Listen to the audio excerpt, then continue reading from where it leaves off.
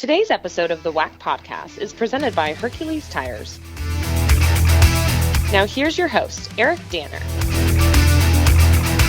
Welcome back to the WAC Podcast, brought to you by Hercules Tires. Eric Danner along with Rachel Vigil, and we're now joined by the Commissioner of the Western Athletic Conference, Jeff Hurd. Jeff, welcome back to the show. An exciting week for the WAC as we have two new members coming in, and Dixie State and Tarleton State joining on July 1st. I know they've been looking forward to this for a long time. We've had both Lon Reisman and Jason Booth on the show, and they're both super excited to be joining the WAC.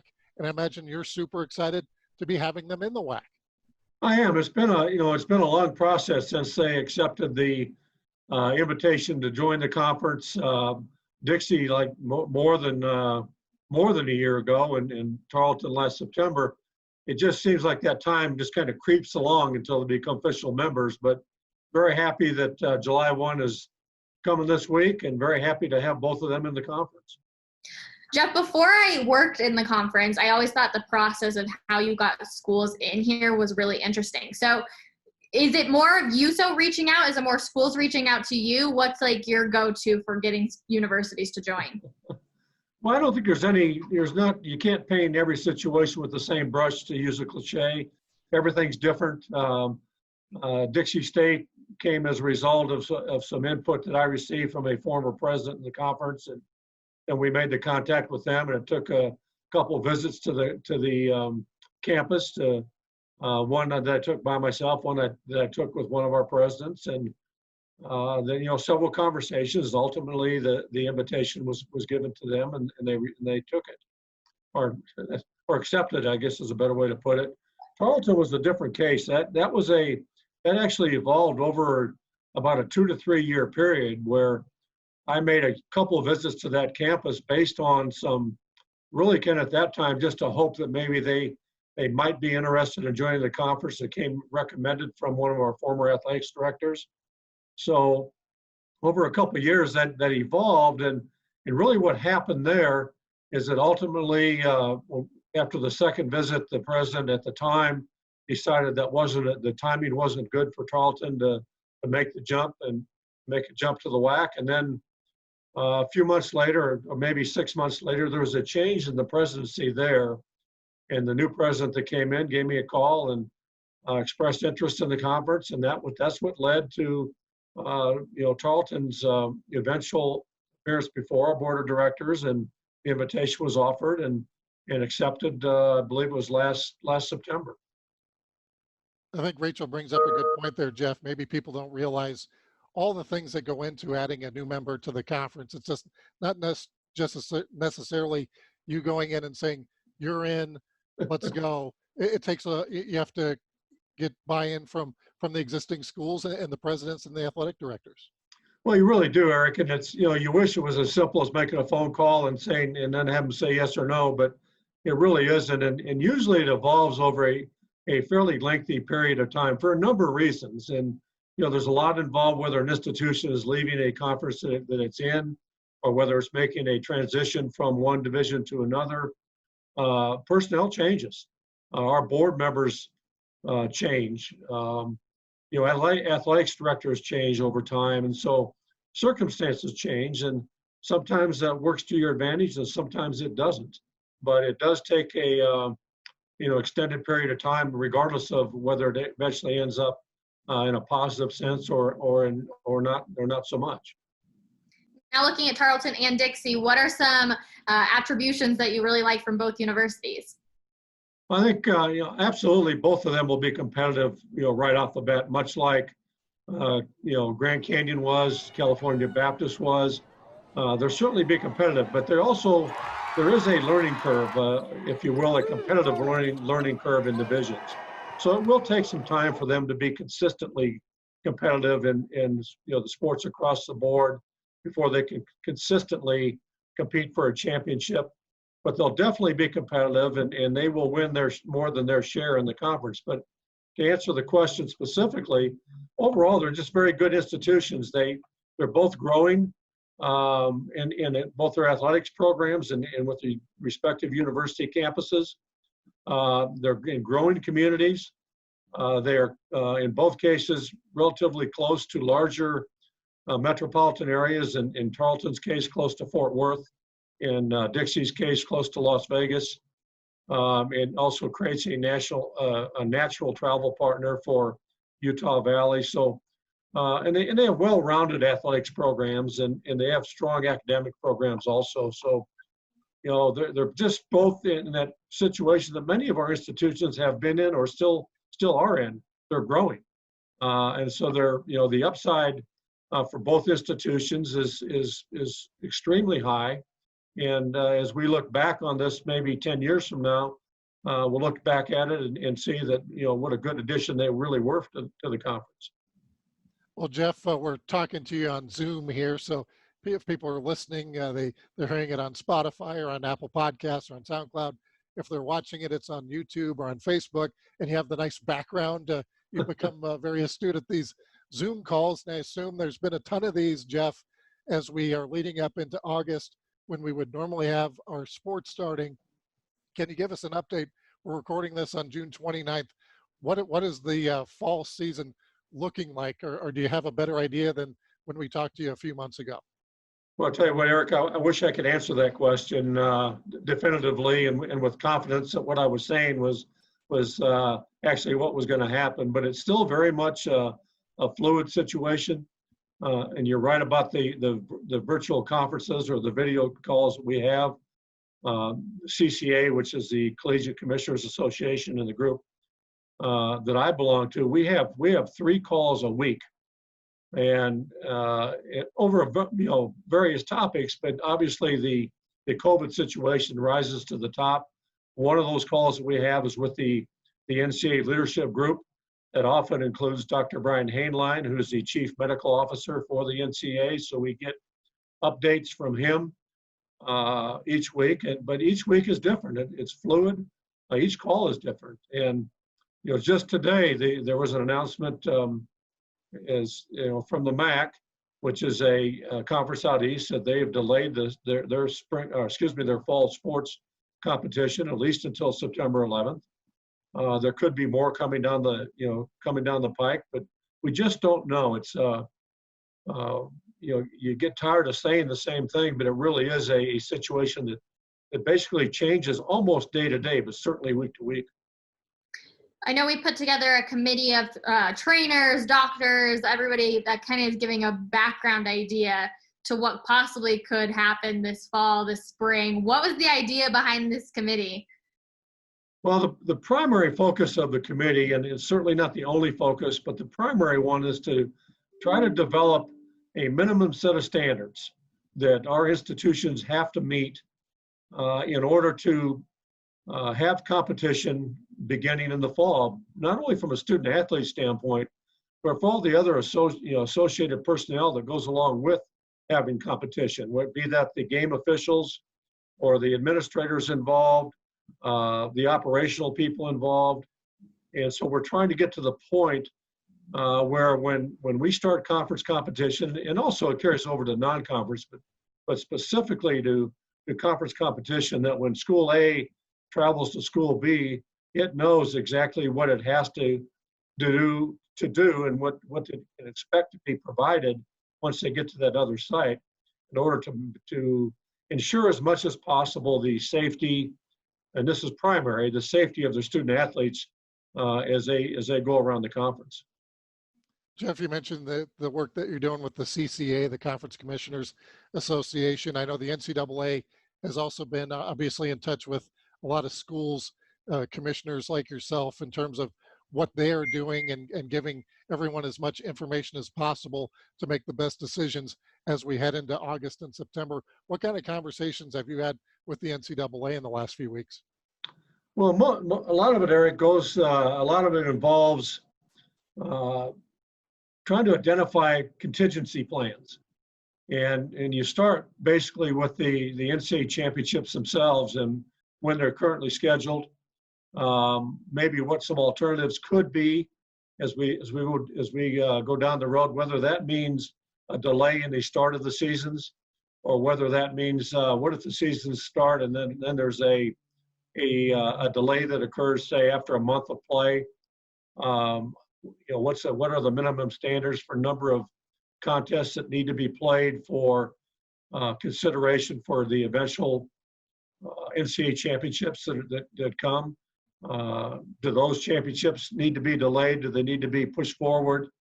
And as you can imagine, we look at it from a conference standpoint, but from an NCAA standpoint, they're looking at it from 3 different divisions that all are involved in this. And one of the conversations that we had recently, if you estimate the number of student athletes involved in fall championships in divisions 1, 2, and 3, it's well into the 35 to 40,000 area for the number of student athletes participating in all the fall sports. And so that's a large challenge from an NCAA standpoint to try to identify contingency plans, to try to identify what has to be done from a site selection standpoint, what can be done from a number of sites that have to be used. Can they be reduced? Do they need to be, do the fields need to be reduced? And those are all questions that are all speculative at this point, but they're ones that you cannot wait until maybe September 1 or September 15 or whatever that date might be to put something into place. So, these are all plans that you hope you don't have to use, but they're ones that are necessary, and we're following that same protocol from a conference standpoint. Jeff, I know you're a big baseball man, and baseball obviously announcing its return, MLS returning, NBA planning to return as well. What are you, from a commissioner standpoint, going to be looking at to see how these plans kind of go forward? No, that's a really good question, and I think the simplest answer I can give, well, I'm going to give you 2 of them. One is that if you're announcing plans to return is different than actually returning. And I don't mean that to be facetious. I mean that's really, they're planning to return, but I don't think they even know, what the environment's going to be at the end of July or towards the end of July when they're supposed to start.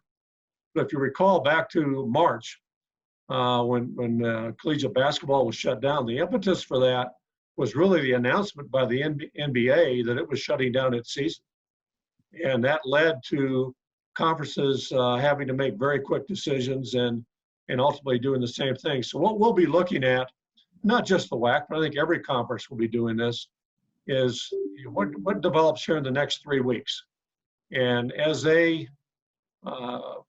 begin the start of their season, what protocols do they have in place? It's the difference between professional and colleges is obvious, in that they have a very controlled environment and they have the resources to be able to do that.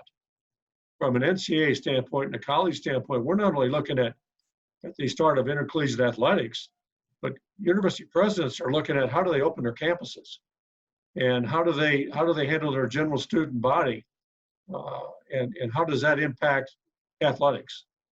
So there's a number of things that are involved there, but primarily, we're gonna look at the pros and see what happens. And as they start playing, it'll be a controlled environment. We know that.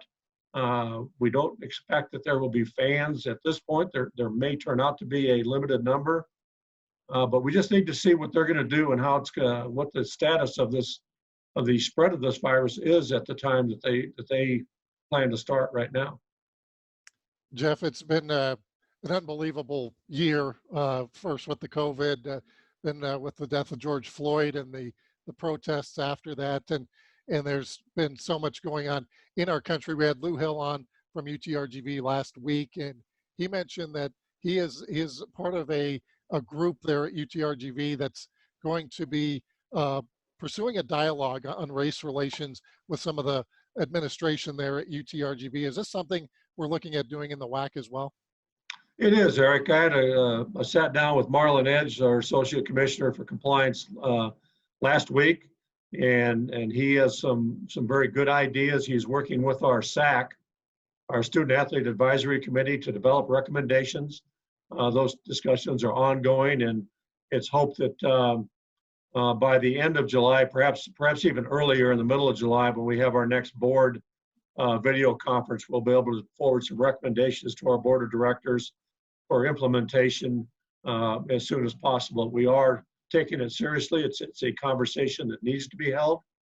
And from a conference standpoint, you will see some initiatives that will take place not too far down the road.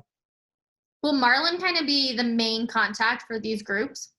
Marlon will be the main contact. He will be not only the contact, but the organizer of the groups.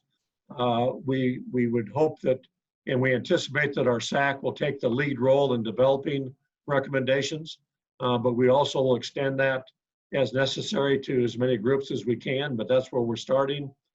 We think our student athletes have the best view of what's happening on their campuses, and we think their recommendations, and we look at our history with our SAC. It's played a very significant role in our conference, and we expect that'll be the same as we move forward in this regard.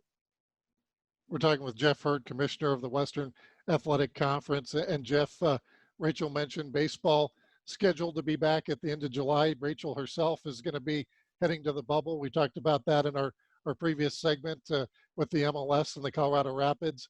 We also had the baseball draft happen a few weeks ago, and Nick Gonzales from New Mexico State, number 7 overall. He was the top non-Power 5 player selected in the MLB draft and the top WAC draft pick since 2004. So Rachel mentioned you're a baseball guy, but having seen baseball in a lot of years in the conference here, perhaps WAC baseball still a bit underrated with Nick going number 7 to the Pirates.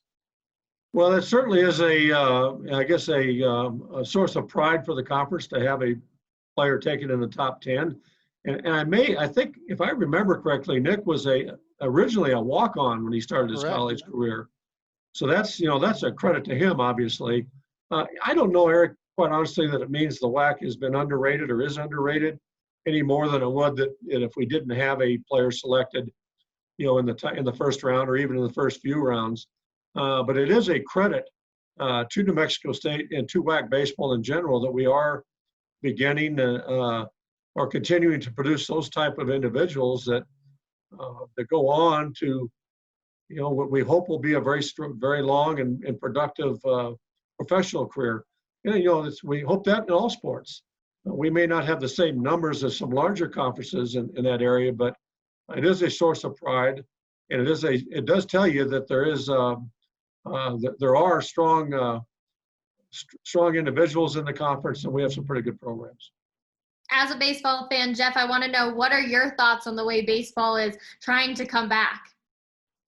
Well, I think baseball is doing what it has to do at this particular time. I think we all know that in the professional sports that one of the incentives there does have to do with their media deals, and they need to get in as much regular season, but also their postseason competition as possible. I think they're handling it the right way, right now, and I think the labor discord that has occurred and probably will continue to occur to some extent between the players and owners has been unfortunate. But I'm glad to see it ironed out, at least for now. And, I guess I'm a little bit jealous too, Rachel, that I don't know that we're going to be able to go to see games in person. So I'm glad, on one hand, I'm glad competition apparently will be starting in a few weeks. On the other hand, I'm a little bit disappointed, not a little bit, I'm a lot disappointed that I may not get to go see the games in person. Jeff, one of the things Rachel and I have talked about the past few weeks especially is the importance now of like a WAC digital network, where that might be the only way fans could get to see games. We haven't made that decision yet, but moving forward, people might not be as apt to go to games, with the COVID virus going around, especially, who knows what's going to happen this winter, but having those avenues, being able to watch games either on your computer or on your TV is going to be key this year. No, it definitely will be. I can see, just like from a personal standpoint, my 2 dogs and I will probably be spending a lot of time in my basement, watching various sporting events, and not just baseball, but all the other ones too. It's been interesting the last few weeks just to watch the professional golf tournaments Right. being played without the huge, galleries that go along with it. But it's still competition. It's still fun to watch. And, I think our digital network will be a very good service for our fans. It has been through the years and will continue to be as we go into the fall. But you're right, Eric. We don't know. We don't know from a professional standpoint whether fans will be in the stands. We don't know from a collegiate standpoint whether fans will be able to attend games or not. We certainly hope they're able to. But if you look at it from a fan standpoint, I'm sure there will be some hesitation in many areas for to attend events where there are large crowds or when social distancing is not possible. But it relates to what we talked about earlier. It's a rapidly evolving event. That the event being the intercollegiate athletics in general, along with professional sports.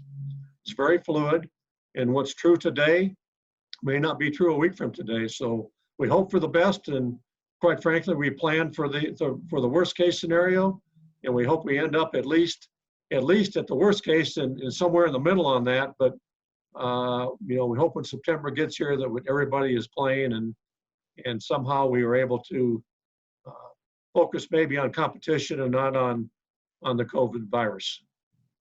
Jeff, as long as I've known you, you've had words of wisdom. I know you did some words of wisdom on the podcast when you were on earlier in this COVID pandemic, but do you have any for us now? The only words of wisdom I have, Rachel, is wear a mask.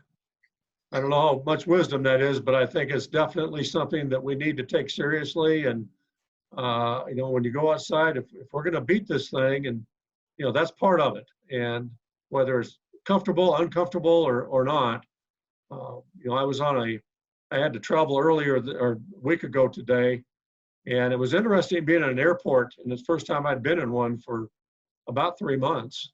But masks were required in the airport, masks were required on the airplane, and I would say for the vast majority of people, they followed the directions that were given, and I hope that continues to be the case because I believe it's an important part and one of the pieces that we all need to take seriously as we try to beat this thing and move forward to somewhat of a normal environment.